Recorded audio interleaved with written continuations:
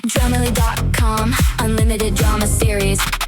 The notification chimed at 11:47 p.m., and my life changed forever. I'm Jack Rourke, 43 years old, owner of Greystone Digital, a cybersecurity firm that keeps mid-sized companies safe from hackers like I used to be. Ironic, right? Reformed criminal turned digital guardian. My wife Celia always said I had a talent for reinvention. That night, I sat in my basement office, nursing a bourbon and debugging code for a client's firewall. The house felt empty, despite Celia being upstairs, supposedly working on her latest startup venture. She'd been distant lately, always typing on her phone, always having urgent meetings with investors. The chime came from her iPad, forgotten on the coffee table beside my workstation. The screen lit up with a message preview. "You were incredible tonight. Can't wait for our next meeting." My fingers stopped moving across the keyboard. I stared at that message, reading it 3 times before the screen went dark again. My chest tightened, not with surprise exactly, but with the sick confirmation of something I'd been trying to ignore for weeks. I picked up the iPad. No passcode. Celia always said she had nothing to hide. Another message appeared. "Delete this. Steph says your husband is getting suspicious." Steph Mulroney. Celia's best friend since college, the kind of woman who thrived on drama and secrets. If Steph was involved, this wasn't just an affair. This was a conspiracy. I scrolled through the message thread. The contact was simply L, but the messages painted a clear picture. Late-night rendezvous. Hotel receipts. Photos I didn't want to see but couldn't stop looking at. My wife of 12 years, the woman who'd supported me through my transition from black hat hacker to legitimate businessman, was having an affair. But it wasn't just the betrayal that made my hands shake as I scrolled through months of messages. It was the planning. They weren't just sleeping together. They were plotting something involving my business, my accounts, my life's work. "Jack's so naive," one message read. "He actually thinks I'm building a real startup. When we're ready, I'll clean out his accounts and we can disappear to Costa Rica like we planned." I set the iPad down carefully, my mind racing through possibilities. Who was L? The messages mentioned venture capital, luxury cars, expensive restaurants, someone with money. Someone who knew about my business. Then I found the smoking gun. "Landon Pierce here. Your husband's cybersecurity system is impressive, but I found the back door. His secret FBI account has over 2 million in it. Perfect for our exit strategy." Landon Pierce. I knew that name. 3 years ago, he'd been a client, a venture capitalist who'd hired me to secure his firm's network after a data breach. Smug, entitled, the kind of guy who wore $1,000 suits and treated everyone like servants. I'd done good work for him, probably saved his company millions. This was how he repaid me. The basement suddenly felt too small, too quiet. I could hear Celia moving around upstairs, probably getting ready for bed, probably texting Landon about their next move. My wife, my business partner, my supposed soulmate, was planning to rob me blind and run away with a client I'd trusted. I opened my laptop and started digging. If Celia wanted to play games with a hacker, she'd picked the wrong target. Within an hour, I had access to her real email account, her banking records, her phone logs. The affair had been going on for 8 months. They'd been planning their exit strategy for 3. But here's what they didn't know. That secret FBI account Landon had found wasn't my retirement fund. It was a honeypot, a trap I'd set up with federal agents to catch cyber criminals trying to hack government contractors. Anyone who accessed it illegally would trigger an immediate investigation. I leaned back in my chair, staring at the evidence spread across my screens. Celia thought she was playing chess, while I played checkers. She had no idea I'd been playing 3-dimensional chess since before she knew what the internet was. My phone buzzed, a text from Celia. "Working late again. Don't wait up. Love you." I typed back. "Love you too. Sweet dreams." But as I hit send, I was already planning her nightmare. The next morning, I watched Celia over breakfast, studying her like I'd study malicious code. She looked the same, auburn hair pulled back in a neat bun, green eyes focused on her phone, expensive blouse that probably came from one of her shopping trips with Landon's money. But now I saw the deception in every gesture. "Big day today," she announced, not looking up from her screen. "Meeting with potential investors for the startup." Which startup is this again?" I asked, keeping my voice casual. "You've mentioned so many." She glanced up, irritation flashing across her face. "Data flow solutions. I've told you about it a dozen times, Jack. We're developing software to streamline financial transactions, data flow solutions. The company existed only on paper, a shell corporation they'd created to launder money from my accounts. I'd found the incorporation documents in her email, along with forged signatures and fake business plans. Sounds promising, I said. Need any technical consulting? I could take a look at your security protocols. No. The word came out too fast, too sharp. She softened her tone. I mean, we're not at that stage yet. Still in early development. I nodded and returned to my coffee. Let her think I was the oblivious husband, too wrapped up in my own work to notice hers. Meanwhile, I was already 3 moves ahead. After Celia left for her investor meeting, actually a rendezvous with Landon at the Marriott downtown, I drove to the Drowned Gull, a dive bar near the harbor where my old friend Sam Salty Dalton ran a private investigation business out of the upstairs office. Salty got his nickname from 20 years as a Boston cop walking the harbor beat. Now he helped cheating spouses, insurance fraudsters, and guys like me who needed information without involving lawyers or badges. He was nursing a coffee and reading case files when I climbed the narrow stairs to his office. "Jack Rourke," he said without looking up. "You look like a man with problems." "The kind of problems that need documenting," I replied, settling into the cracked leather chair across from his desk. Salty closed the file and studied my face. Wife and her boyfriend. They're planning to rob me and disappear. You want pictures? I want everything. Financial records, travel plans, communication logs. I want to know what they had for breakfast and who they called to complain about it. Salty grinned. Now you're talking my language. This gonna be legal? Completely. I'm not planning to hurt anyone. I just want to make sure they get exactly what they deserve. Fair enough. What's the timeline? I pulled out a flash drive containing everything I'd gathered so far. They're planning their exit for next month. I want to be ready. Salty plugged in the drive and whistled low as he scanned the files. Your wife's been busy. This Landon character's got quite a reputation too. 3 failed businesses, 2 bankruptcy filings, and rumors of investor fraud. Real winner. Perfect match for each other, I said. Can you tail them today? They're meeting at the Marriott.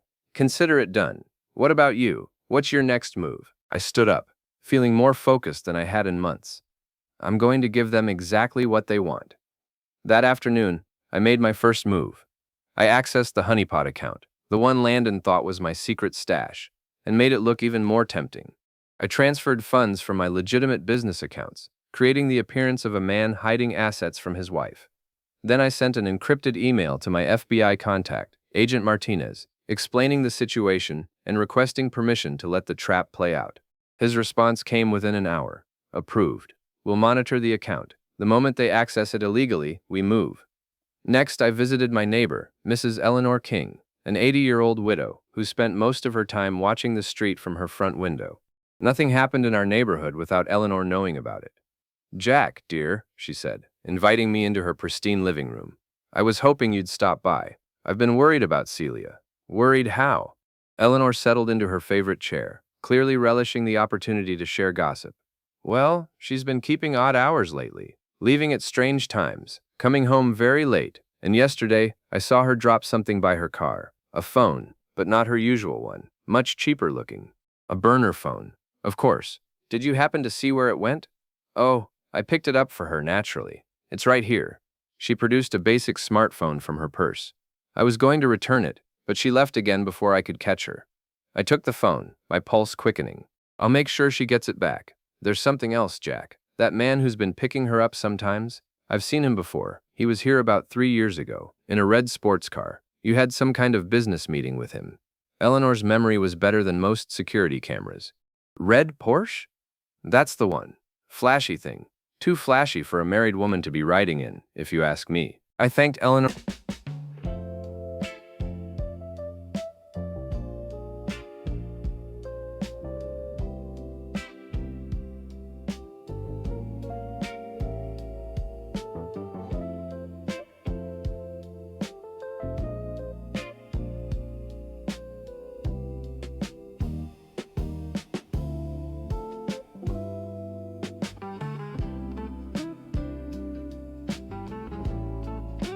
And returned home with the burner phone. It took me less than 5 minutes to crack the simple passcode. Celia had used Landon's birthday. The messages inside were even more damning than what I'd found on her iPad. They weren't just planning to rob me. They were planning to frame me for embezzlement, making it look like I'd been stealing from my own clients. But the most interesting discovery was a message thread between Celia and Steph discussing their timeline. They were moving faster than I'd expected. The theft was planned for this weekend. During a business trip, Celia had supposedly planned to Seattle. I smiled as I read their messages.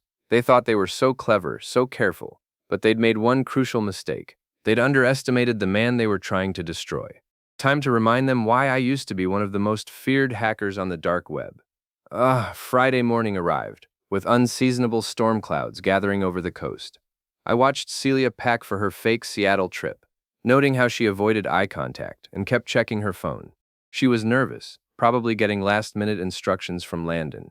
I'll miss you, she said, kissing my cheek with lips that felt like ice. Miss you too. Safe travels. The moment her taxi disappeared down the street, I put my plan into motion. First, I called Salty. They're moving today, I told him.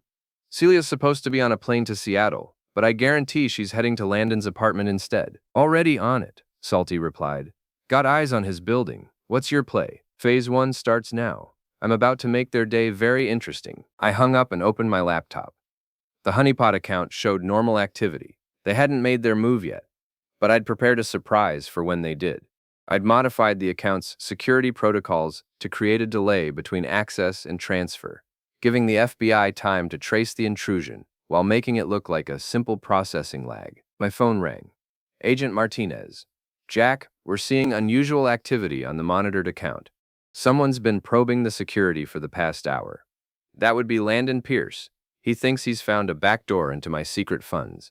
Are you sure you want to let this play out? We could arrest him now for attempted unauthorized access. Not yet. I want them both on the hook. Give them enough rope to hang themselves. Your call. We'll be ready. I spent the next hour implementing the final pieces of my counter-strike. I changed all the passwords on our joint accounts, transferred my legitimate funds to secure locations, and prepared evidence packages for the IRS, the State Business Licensing Board, and the local media. Then I drove to the Drowned Gull to wait. Greta, the afternoon bartender, had been working there for 15 years and knew every piece of gossip in town. She also had a soft spot for men who'd been wronged by cheating wives. Jack Rourke, she said as I settled onto a bar stool. You look like a man with a story, the kind of story that's about to get very interesting. Mana binja rauschen, you laderstentremats.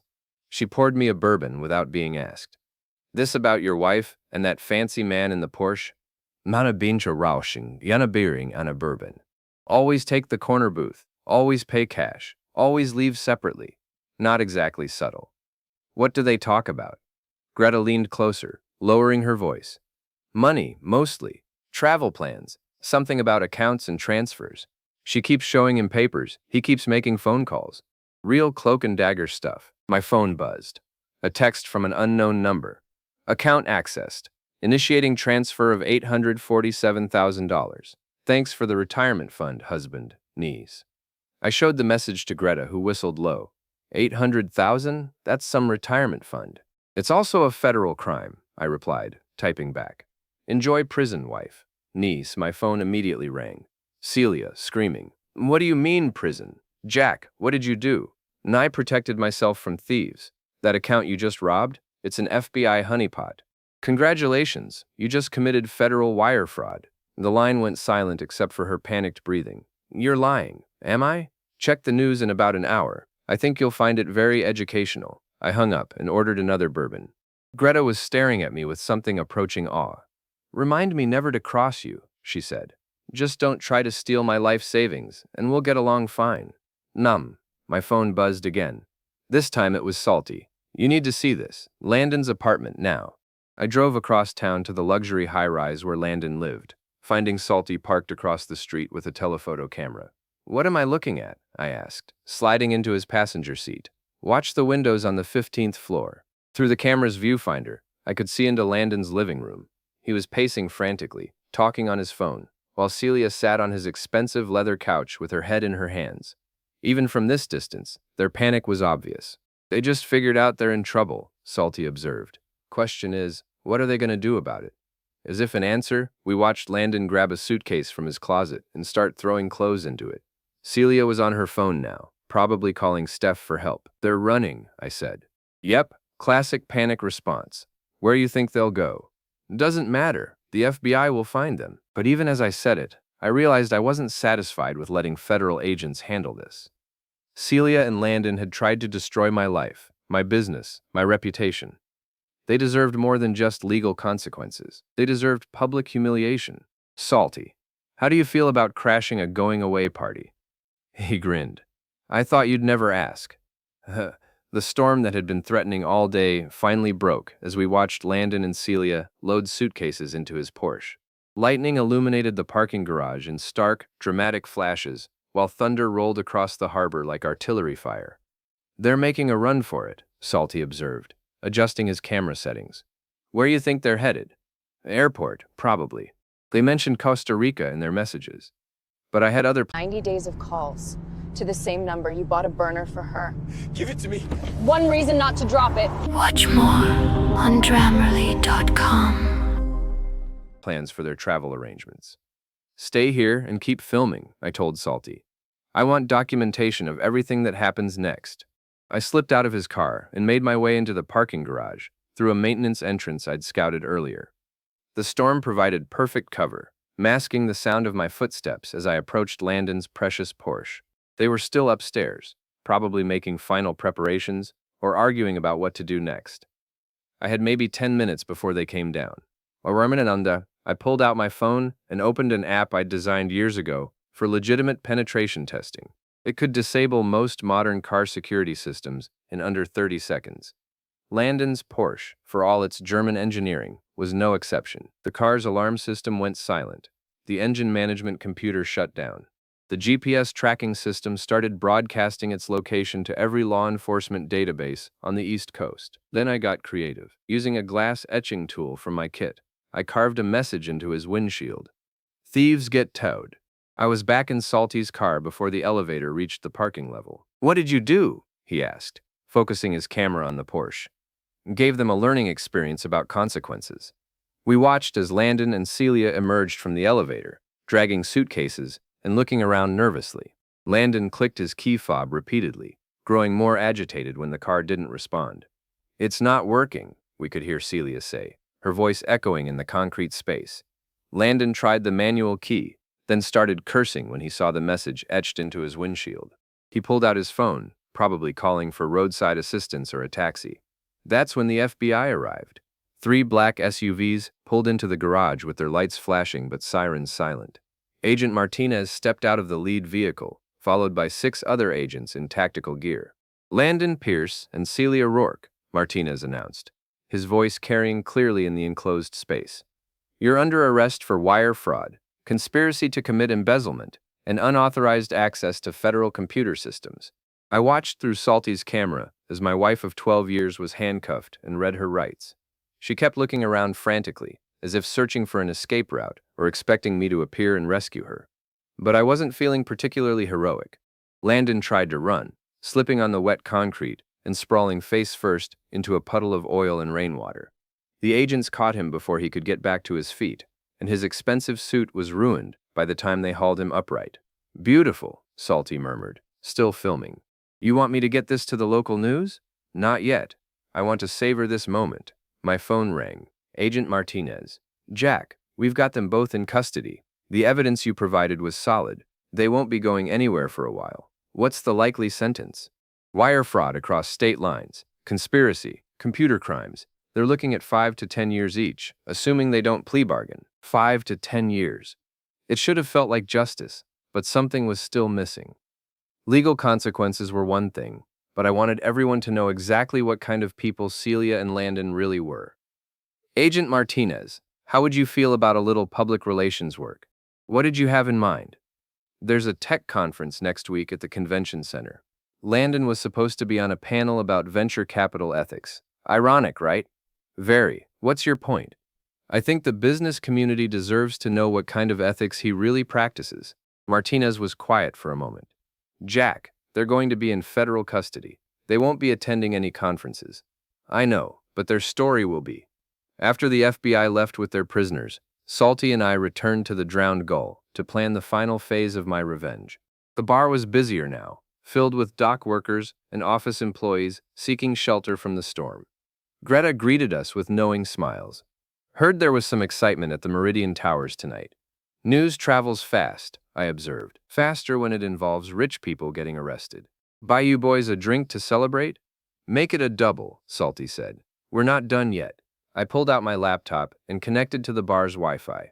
Within minutes, I had access to the tech conference's website, speaker database, and social media accounts. What are you doing now? Greta asked, leaning over my shoulder. Updating some biographical information. I replaced Landon's professional headshot with his mugshot from tonight's arrest. I updated his bio to include his recent federal charges. I modified the panel description to focus on the ethics of financial fraud, a case study in venture capital crime. Then I sent press releases to every business journal, tech blog, and local news outlet in New England. By morning, the story would be everywhere. The story broke on 3 local news channels simultaneously at 6 a.m. I watched from my kitchen, drinking coffee and eating breakfast alone for the first time in 12 years, as reporters detailed the arrest of prominent venture capitalist Landon Pierce and his accomplice, Celia Rourke, in an elaborate embezzlement scheme targeting cybersecurity firms. My phone had been ringing since 5 a.m. Reporters, business associates, clients, neighbors, everyone wanted to know about the woman who'd tried to rob her own husband and flee the country. I let most calls go to voicemail, but when Dutch Marston called, I answered. Dutch was one of Landon's former business partners, a legitimate investor who distanced himself from Landon's shadier deals years ago. Jack, I just saw the news. Are you all right? Better than all right, Dutch. I'm free. I have to ask, did you know this was coming? I suspected something was wrong. I just didn't realize how wrong until I started digging. Dutch was quiet for a moment. There's something you should know. Landon approached me last month about investing in your wife's startup. When I looked into it, nothing added up. The business plan was garbage, the financials were obviously fabricated, and the whole thing felt like a shell game. Why didn't you tell me? I tried to reach you, but Celia said you were too busy to take calls about her business ventures. She was very insistent that you not be involved. Another piece of the puzzle clicked into place. They'd been isolating me, cutting off my connections to people who might have warned me about their scheme. Dutch, I have a favor to ask. Name it. The tech conference next week. I know you're on the organizing committee. I'd like to speak at Landon's panel. After what happened, I think we can arrange that. By noon, the story had gone national. Business blogs picked it up, then financial news networks, then mainstream media. The narrative was irresistible. Tech entrepreneur's wife and her lover attempt elaborate theft, get caught by FBI sting operation. My phone rang again. This time it was Steph Mulroney. Jack, you have to help Celia. She's been arrested, and she says it's all a misunderstanding. No misunderstanding, Steph. She tried to steal nearly $1 million from federal accounts, but she's your wife. How can you just abandon her like this? The same way she abandoned our marriage when she started planning to rob me and disappear with her boyfriend. Steph's voice turned cold. You're going to regret this, Jack. Celia has friends, and we're not going to let you destroy her life over some petty jealousy. Petty jealousy. Steph, she committed federal crimes, multiple felonies. This isn't about jealousy, it's about justice. We'll see about that. Whoa, she hung up, but her threat didn't worry me. I documented everything, and the FBI had solid evidence. Whatever Steph and Celia's other friends were planning, it wouldn't change the facts. That afternoon, I drove to the federal courthouse, where Celia and Landon were being held pending their arraignment. I didn't go inside. I just wanted to see the place, to make the reality concrete in my mind. A reporter recognized me in the parking lot. Mr. Rourke, Channel 7 News. Can you comment on your wife's arrest? I stopped and considered the question. This was my chance to control the narrative, to make sure people understood exactly what had happened. My wife and her accomplice attempted to steal nearly $1 million from federal accounts while framing me for embezzlement, I said, looking directly into the camera. They planned to flee the country and leave me to face charges for crimes I didn't commit. I'm grateful to the FBI for their quick action and thorough investigation. How long did you suspect something was wrong? I trusted my wife completely, until I discovered evidence of her affair and her criminal conspiracy. The betrayal was personal, but the crimes were against all of us. Every honest business owner, every taxpayer, everyone who believes marriage means something. What's next for you? I'm going to rebuild my life and my business, and I'm going to make sure everyone knows the truth about what happened here. The interview aired on the evening news, and by the next morning, it had been picked up by networks across the country. I was no longer just the victim of a crime. I was the face of betrayed husbands everywhere, the man who'd fought back against cheating wives and their criminal boyfriends. It felt good to be the hero of my own story for once. The Northeast Technology Conference opened on a gray Wednesday morning, with over 2,000 attendees packed into the Portland Convention Center. I stood backstage, adjusting my tie and reviewing my notes one final time. The panel was scheduled for 10 a.m. Ethics in Venture Capital, Lessons from Recent Events. Dutch had arranged for me to replace Landon as the keynote speaker, and word had spread through the tech community that something significant was going to happen. The auditorium was standing room only. Ladies and gentlemen, the moderator announced, please welcome Jack Rourke, CEO of Greystone Digital, speaking on the topic of trust, betrayal, and justice in the business world. I walked onto the stage to sustained applause, looking out at an audience of entrepreneurs, investors, and journalists. Many of them knew my story from the news coverage, but they were about to hear the full truth. 3 weeks ago, I began. I thought I knew who I was.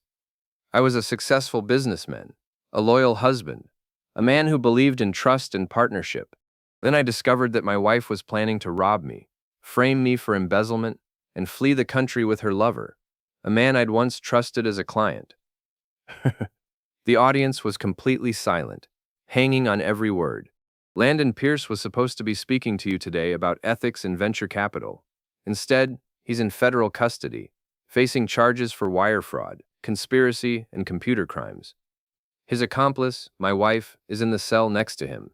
I clicked to my first slide, showing the FBI arrest photos from the parking garage. This is what happens when people think they're smarter than the system, when they believe their charm and connections put them above the law. For the next 30 minutes, I laid out the entire story, the secret messages, the fake startup, the honeypot account, the attempted theft. I showed evidence, played recorded conversations, and detailed every step of their criminal conspiracy. The audience was riveted. Several people were filming with their phones, and I could see reporters frantically taking notes. The question you might be asking, I continued, is why I'm telling you all this. Why not just let the legal system handle it and move on with my life? I clicked to my final slide. A photo of Celia and Landon at a restaurant, toasting with champagne while planning my destruction. Because trust is the foundation of everything we do in business. When someone violates that trust, when they use our relationships and partnerships to commit crimes, we all suffer. Every honest entrepreneur, every legitimate investor, every spouse who believes in marriage, we're all victims when criminals like these operate in our community. The applause was thunderous. People stood up, shouting questions and comments.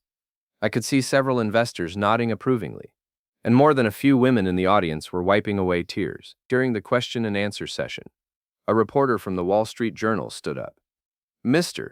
Rourke, some people might say your response was extreme. You essentially destroyed 2 people's lives. Do you have any regrets? I considered the question carefully. They destroyed their own lives when they chose to commit federal crimes. I simply made sure they faced the consequences of their choices. Do I regret that my marriage ended? Yes. Do I regret that criminals were caught and prosecuted? Not for 1 second. Another hand went up, a young woman near the front. What advice would you give to other people who discover they're being betrayed by someone they trust? Document everything. Trust but verify. And remember that justice isn't revenge. It's making sure the truth comes to light and people face appropriate consequences for their actions.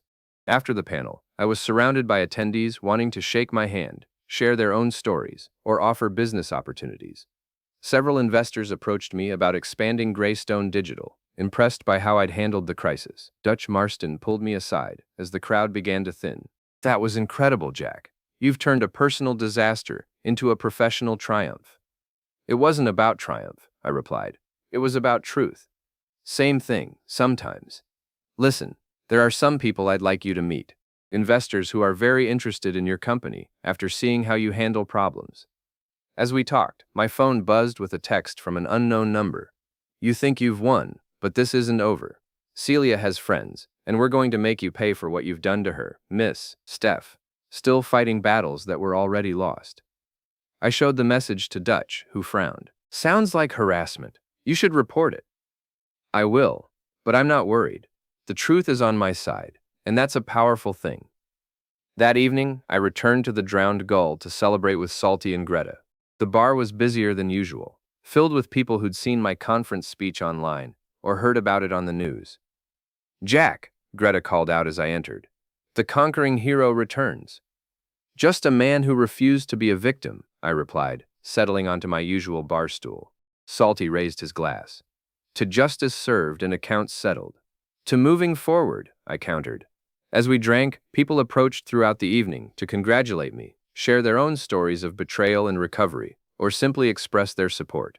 It felt good to be surrounded by honest people, by a community that understood the difference between right and wrong.